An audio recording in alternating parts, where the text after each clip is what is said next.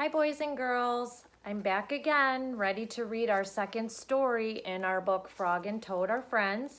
Teddy's here with me today. She might hang out for a little bit. I have my Wildcat shirt on, and I'm ready to read our story. The second story is called The Story. And remember, we're going to focus on our retelling hand. Remember the characters, the setting, the beginning, middle, and end. And remember, this is the heart of our story where you're going to tell mom and dad something that you can make a connection to. If you can connect to another story, make a text to text connection, a text to self where you can connect this book to something that happened to you, or a text to world where you can make a connection to something that's happened in our world. Okay, so after I read, I want you to use the retelling hand about this story. And this is a good one. You're going to like it. Okay, the story. One day in summer, Frog was not feeling well. Toad said, "Frog, you are looking quite green." "But I always look green," said Frog. "I am a frog. Today you look very green, even for a frog," said Toad. "Get into my bed and rest." Toad made Frog a cup of hot tea. Frog drank the tea and then he said, "Tell me a story while I am resting."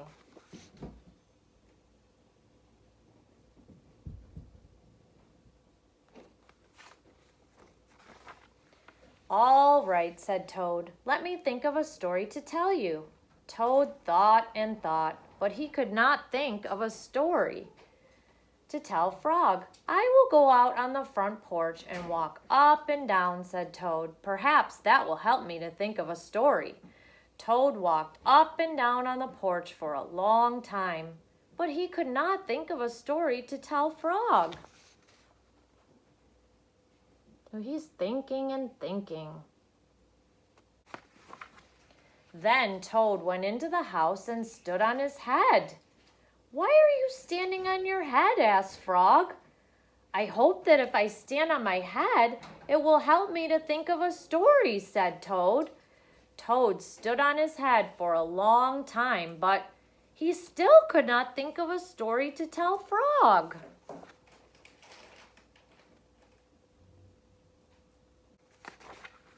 Then Toad poured a glass of water over his head.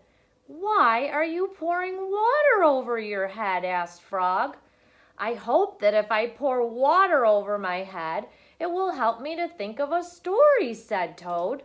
Toad poured many glasses of water over his head, but he could not think of a story to tell Frog. Oh my goodness, that's really silly, and I bet he's getting really wet. Then Toad began to bang his head against the wall. Ouch. "Why are you banging your head against the wall?" asked Frog. "I hope that if I bang my head against the wall hard enough, it will help me to think of a story," said Toad. "I am feeling much better now, Toad," said Frog. "I do not think I need a story anymore." "Then you get out of bed and let me into it," said Toad, "because now I feel terrible."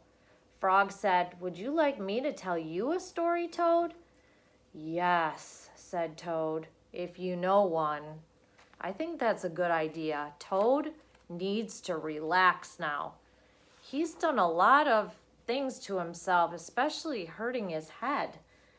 "Once upon a time," said Frog, "there were two good friends, a frog and a toad.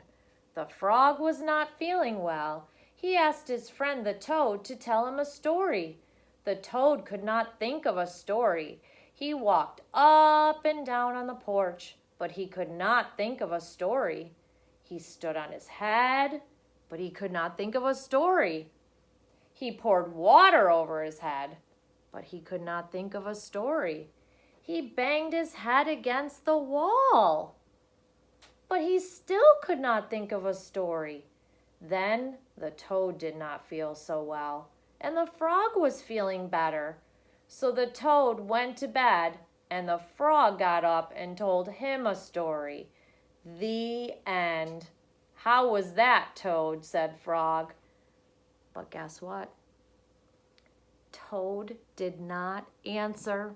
He had fallen asleep. I guess that was a good story, right? The end. What'd you think of that, boys and girls? All right, now I want you to talk with mom or dad, or you can even retell the story to a stuffed animal or your dog, cat, or yourself. Take out your retelling hand and retell the story. And don't forget the heart of the story too. I'll see you next time. I miss you.